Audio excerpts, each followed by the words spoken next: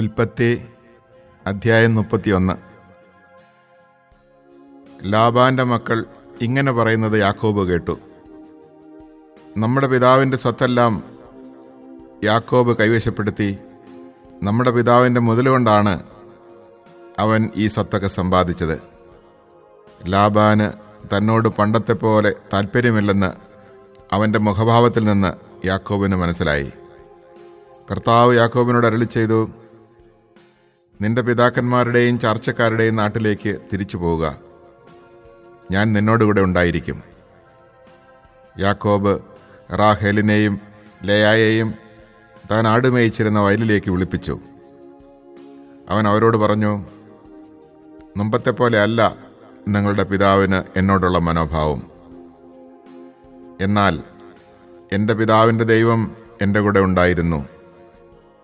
എൻ്റെ കഴിവ് മുഴുവനും ഉപയോഗിച്ച് നിങ്ങളുടെ പിതാവിന് വേണ്ടി ഞാൻ പണിയെടുത്തിട്ടുണ്ടെന്ന് നിങ്ങൾക്കറിയാമല്ലോ.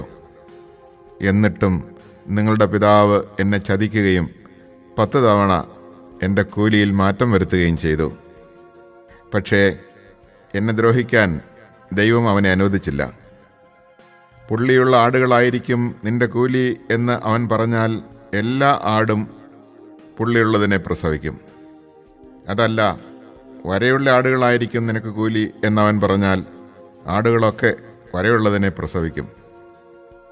അങ്ങനെ ദൈവം നിങ്ങളുടെ പിതാവിൻ്റെ ആടുകളെ അവനിൽ നിന്നെടുത്ത് എനിക്ക് തന്നിരിക്കുന്നു.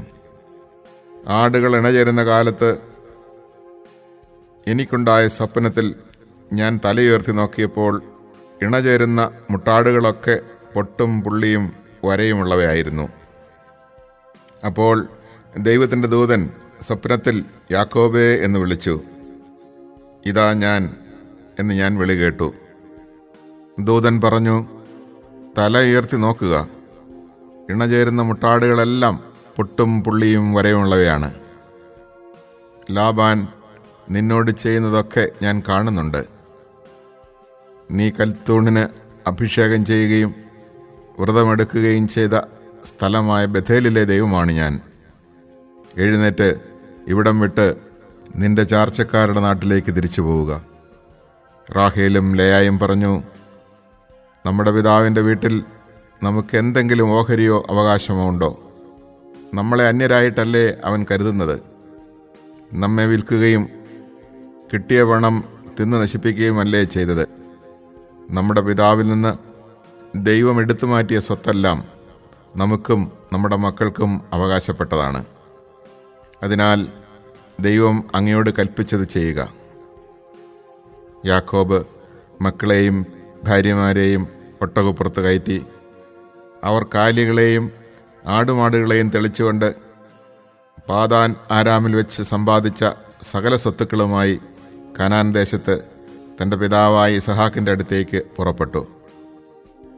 ലാബാൻ ആടുകളുടെ രോമം വെട്ടാൻ പോയിരിക്കുകയായിരുന്നു. റാഹേൽ തൻ്റെ പിതാവിൻ്റെ കുലദേവന്മാരുടെ വിഗ്രഹങ്ങളെല്ലാം കട്ടെടുത്തു. അരമായനായ ലാബാനെ യാക്കോബ് കബളിപ്പിച്ചു. സ്ഥലം വിട്ടുപോകാൻ ഉദ്ദേശിക്കുന്ന കാര്യം അവനെ അറിയിച്ചില്ല. തനിക്കുള്ളതെല്ലാം എടുത്തുകൊണ്ടാണ് അവൻ സ്ഥലം വിട്ടത്. അവൻ നദി കടന്ന് മലമ്പ്രദേശമായ ഗിലെയാദിന് നേരെ തിരിഞ്ഞു.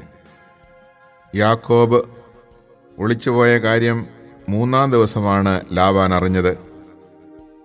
തൻ്റെ സഹോദരന്മാരെയും കൂട്ടി ലാബാൻ 7 ദിവസം യാക്കോബിനെ പിന്തുടർന്ന് മലമ്പ്രദേശമായ ഗിലെയാദിൽ വെച്ച് അവൻ്റെ അടുക്കൽ എത്തിച്ചേർന്നു. എന്നാൽ ദൈവം രാത്രി ഒരു സ്വപ്നത്തിൽ പ്രത്യക്ഷപ്പെട്ട് അരമായനായ ലാബാനോട് പറഞ്ഞു, നല്ലതോ ചീത്തയോ ആയ ഒരു വാക്കുപോലും യാക്കോബിനോട് പറയാതിരിക്കാൻ സൂക്ഷിച്ചുകൊള്ളുക. യാക്കോബ് മലമ്പ്രദേശത്ത് കൂടാരമടിച്ചിരിക്കെ ലാബാൻ അവൻ്റെ മുമ്പിൽ കടന്നു. തൻ്റെ ചാർച്ചക്കാരുമൊത്ത് ലാബാനും ഗിലെയാദിലെ മലമ്പ്രദേശത്ത് കൂടാരമടിച്ചു.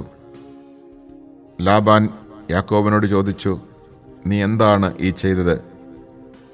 എന്നെ കബളിപ്പിച്ച് വാളാൽ നേടിയ തടവുകാരെ പോലെ എൻ്റെ പെൺമക്കളെ കൊണ്ടുപോകുന്നത് എന്തുകൊണ്ട്? എന്നെ കബളിപ്പിച്ച് എന്നോട് പറയാതെ ഒളിച്ചോടിയത് എന്തിനാണ്? ഞാൻ ആഹ്ലാദത്തോടെ പാട്ടുപാടി കിന്നരവും വീണയും വായിച്ച് നിങ്ങളെ യാത്രയാക്കുമായിരുന്നല്ലോ. എനിക്കെൻ്റെ പുത്രന്മാരെയും പുത്രിമാരെയും ചുംബിക്കുന്നതിന് അവസരം തരാഞ്ഞതെന്ത്? നീ ബുദ്ധിശൂന്യമായിട്ടാണ് പ്രവർത്തിച്ചത്. നിന്നെ ഉപദ്രവിക്കാൻ എനിക്ക് കഴിയും.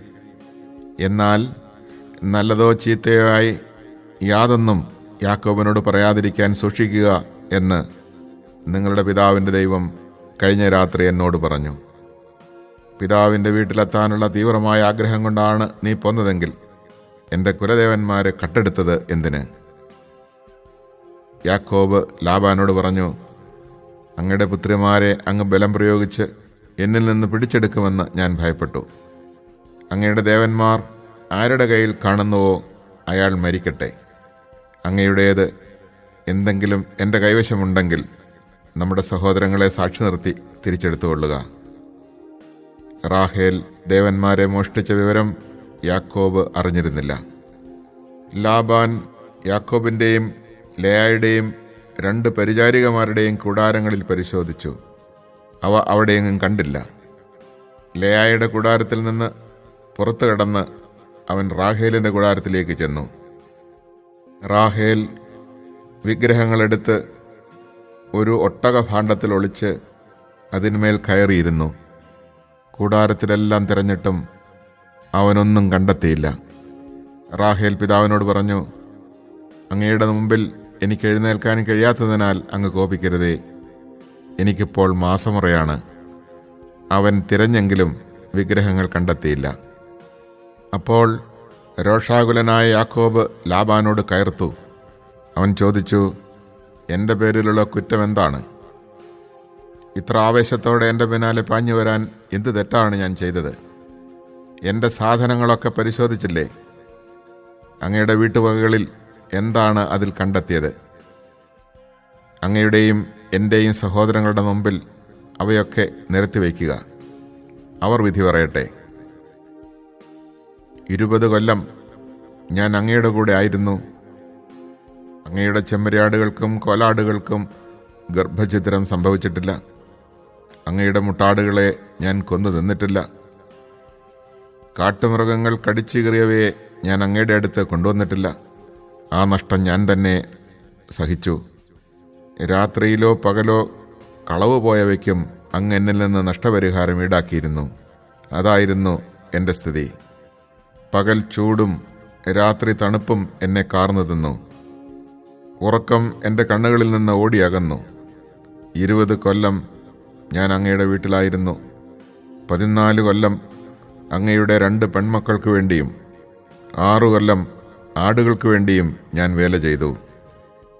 10 തവണ അങ്ങൻ്റെ കൂലിയിൽ മാറ്റം വരുത്തി. എൻ്റെ പിതാവായ അബ്രാഹത്തിൻ്റെ ദൈവവും ഇസഹാക്കിൻ്റെ ഭയവുമായവൻ എൻ്റെ ഭാഗത്തില്ലായിരുന്നെങ്കിൽ അങ്ങനെ വെറും കൈയോടെ പറഞ്ഞു വിടുമായിരുന്നു.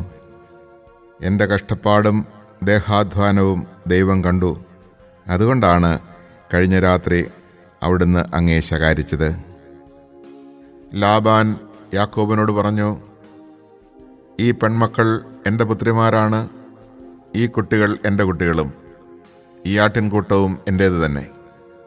ഈ കാണുന്നതൊക്കെ എൻ്റേതാണ്. എൻ്റെ ഈ പെൺമക്കൾക്കും അവർക്കുണ്ടായ കുട്ടികൾക്കും വേണ്ടി എന്താണ് എനിക്കിന്ന് ചെയ്യാൻ കഴിയുക? നമുക്കൊരു ഉടമ്പടി ഉണ്ടാക്കാം.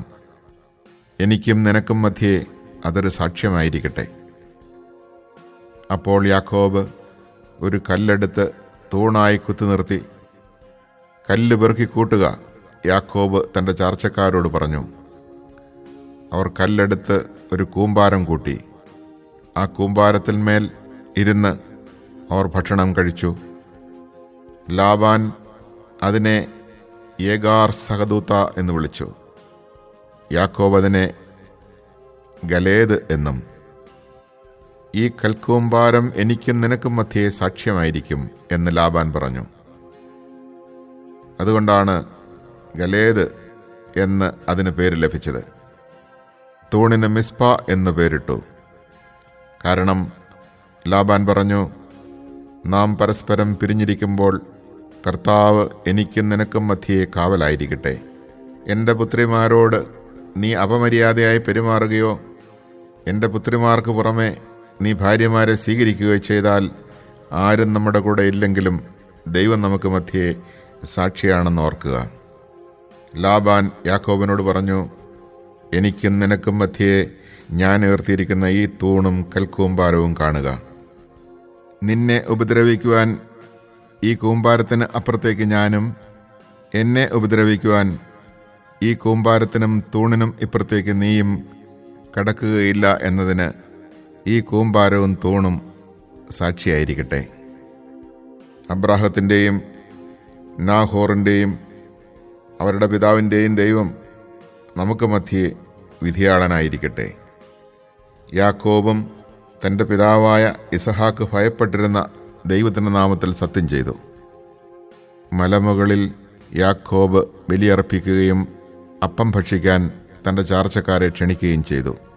അവർ അപ്പം ഭക്ഷിച്ച് രാത്രി മുഴുവൻ മലമുകളിൽ കഴിച്ചുകൂട്ടി. ലാബാൻ അതിരാവിലെ എഴുന്നേറ്റ് തൻ്റെ മക്കളെയും മക്കളുടെ മക്കളെയും ചുംബിക്കുകയും അനുഗ്രഹിക്കുകയും ചെയ്തിട്ട് വീട്ടിലേക്ക് മടങ്ങി. Chapter 31. Jacob learned that Laban's sons were saying, "Jacob has taken everything that belonged to our father, and he has accumulated all this wealth of his by using our father's property." Jacob perceived, too, that Laban's attitude toward him was not what it had previously been. Then the Lord said to Jacob, "Return to the land of your fathers where you were born, and I will be with you." So Jacob sent for Rachel and Leah to meet him where he was in the field with his flock. Then he said to them, "I have noticed that your father's attitude toward me is not as it was in the past, but the God of my father has been with me. You well know what effort I put into serving your father, yet your father cheated me and changed my wages time after time. God, however, did not let him do me any harm. Whenever your father said, 'The speckled animal shall be your wages,' the entire flock would bear speckled young. Whenever he said, 'The streaked animal shall be your wages,' the entire flock would bear streaked young. Thus God reclaimed your father's livestock and gave it to me. Once, in the breeding season, I had a dream in which I saw mating he-goats that were streaked, speckled, and mottled. In the dream, God's messenger called to me, 'Jacob.' 'Here,' I replied. Then he said, 'Note well, all the he-goats in the flock as they mate are streaked, speckled, and mottled, for I have seen all the things that Laban has been doing to you. I am the God who appeared to you in Bethel, where you anointed a memorial stone and made a vow to me. Up then, leave this land and return to the land of your birth.' Rachel and Leah answered him, 'Have we still an heir's portion in our father's house? Are we not regarded by him as outsiders? He not only sold us, he has even used up the money that he got for us. All the wealth that God reclaimed from our father really belongs to us and our children. Therefore do just as God has told you.' Jacob proceeded to put his children and wives on camels, and he drove off with all his livestock and all the property he had acquired in Padam Aram to go to his father Isaac in the land of Canaan. Now Laban had gone away to shear his sheep, and Rachel had meanwhile appropriated her father's household idols. Jacob had hoodwinked Laban the Aramean by not telling him of his intended flight. Thus he made his escape with all that he had. Once he was across the Euphrates, he headed for the highlands of Gilead. On the third day word came to Laban that Jacob had fled. Taking his kinsman with him, he pursued him for 7 days until he caught up with him in the hill country of Gilead. But that night God appeared to Laban the Aramean in a dream and warned him, 'Take care not to threaten Jacob with any harm.' When Laban overtook Jacob, Jacob's tents were pitched in the highlands. Laban also pitched his tents there on Mount Gilead. 'What do you mean,' Laban demanded of Jacob, 'by hoodwinking me and carrying off my daughters like war captives? Why did you dupe me by stealing away secretly? You should have told me, and I would have sent you off with merry singing to the sound of tambourines and harps. You did not even allow me a parting kiss to my daughters and grandchildren. What you have now done is a senseless thing. I have it in my power to harm all of you, but last night the God of your father said to me, 'Take care not to threaten Jacob with any harm.' Granted that you had to leave because you were desperately homesick for your father's house, why did you steal my gods?" "I was frightened," Jacob replied to Laban, "at the thought that you might take your daughters away from me by force. But as for your gods, the one you find them with shall not remain alive. If, with my kinsman looking on, you identify anything here as belonging to you, take it." Jacob, of course, had no idea that Rachel had stolen the idols. Laban then went in and searched Jacob's tent and Leah's tent, as well as the tents of the two maidservants, but he did not find the idols. Leaving Leah's tent, he went into Rachel's. Now Rachel had taken the idols, put them inside a camel cushion, and seated herself upon them. When Laban had rummaged through the rest of her tent without finding them, Rachel said to her father, "Let not my lord feel offended that I cannot rise in your presence. A woman's period is upon me." So despite his search he did not find his idols. Jacob, now enraged, upbraided Laban. "What crime or offense have I committed," he demanded, "that you should hound me so fiercely? Now that you have ransacked all my things, have you found a single object taken from your belongings? If so, produce it here before your kinsmen and mine, and let them decide between us two. In the 20 years that I was under you, no ewe or she-goat of yours ever miscarried, and I have never feasted on a ram of your flock. I never brought you an animal torn by wild beasts. I made good the loss myself. You held me responsible for anything stolen by day or night. How often the scorching heat ravaged me by day, and the frost by night, while sleep fled from my eyes. Of the 20 years that I have now spent in your household, I slaved 14 years for your 2 daughters and 6 years for your flock, while you changed my wages time after time. If my ancestral God, the God of Abraham, and the awesome one of Isaac, had not been on my side, you would now have sent me away empty-handed. But God saw my plight and the fruits of my toil, and last night he gave judgment."